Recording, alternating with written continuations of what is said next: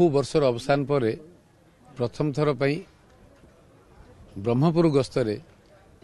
आमर यशस्वी प्रधानमंत्री नरेंद्र मोदी जी काली मु लोक मान अनुरोध करुच्ची 9टा बेले आसवाई प्रधानमंत्री तार किसी समय पर आसवे कहीं जे प्रथम थर जेहेतु प्रधानमंत्री ब्रह्मपुर गस्तरे ब्रह्मपुर माटी रे पाद देवे गंजाम जिले में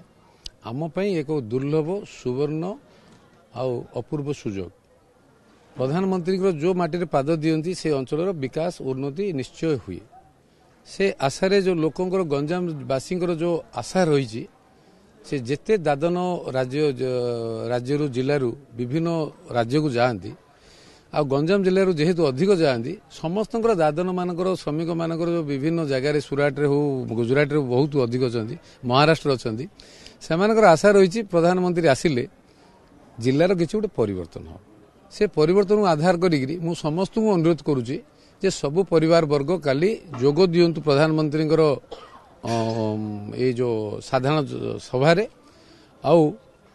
वार्ता शुणु गंजाम जिला को परिवर्तन करने प्रधानमंत्री जो लक्ष्य रही ताइरे सामिल हुंतु विकास धारा मिशंतु आउ विकसित गंजाम विकसित ब्रह्मपुर विकसित ओडिशा रे आगो को नियंतु तथा प्रधानमंत्री विकसित भारत जो लक्ष्य रही 2047 रे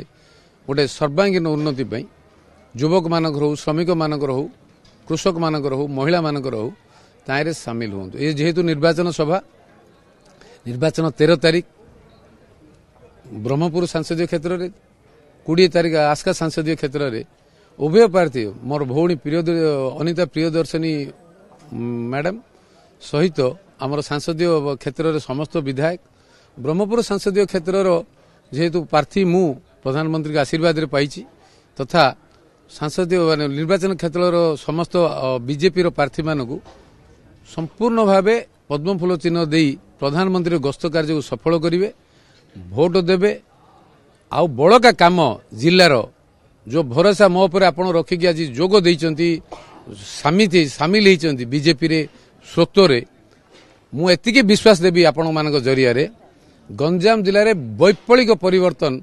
से इंडस्ट्रियल क्षेत्र में हो कृषि क्षेत्र में हो इरिगेशन क्षेत्र में हो युवक मानकर थैथान क्षेत्र में हो एमएसएमई सेक्टर हो रेलवे सेक्टर हो कम्युनिकेशन सेक्टर हो